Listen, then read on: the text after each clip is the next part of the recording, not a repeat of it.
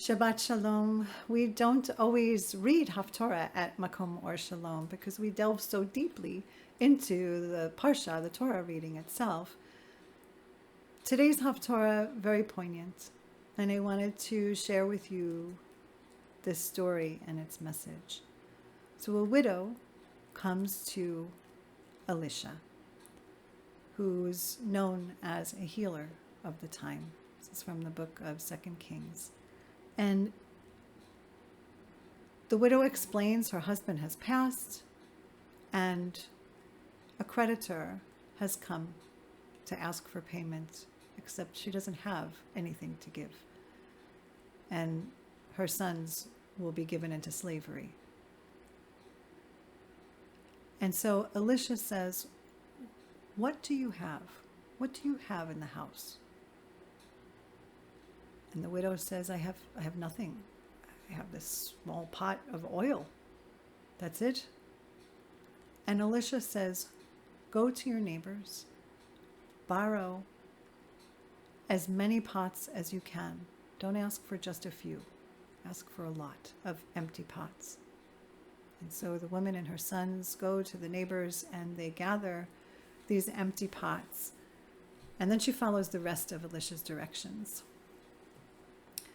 which is to pour the oil from her pot, her one pot, into the other empty pots. And miraculously, all of those pots are filled with oil. And then Elisha tells her she can sell the extra oil, much of it, to pay the debt, and that she and her sons will have enough money to live on and be sustained. There are some powerful themes here about asking for help, as the widow does. And also, not only from Elisha, but asks from her neighbors, which we see so much of in our community, and we're so grateful for that ability. But more than that simple pot of oil holds huge meaning. Oil is what's used to create light.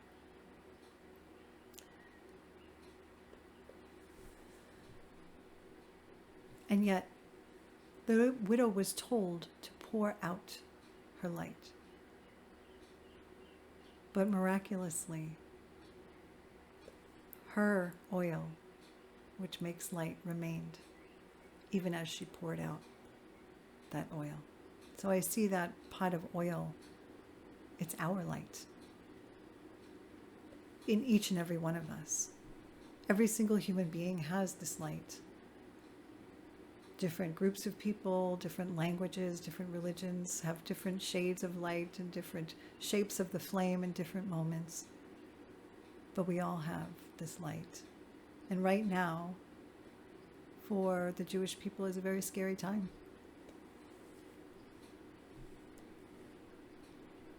And yet we have to share our light.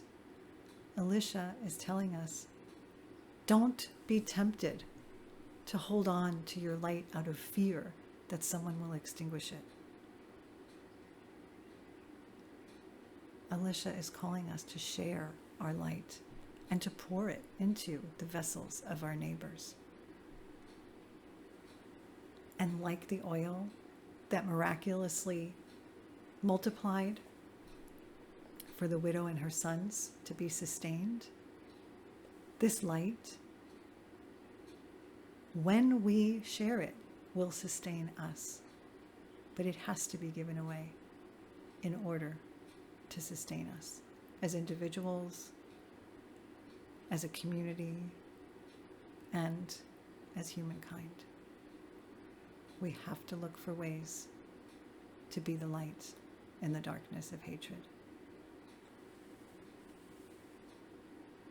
May it be so. Amen.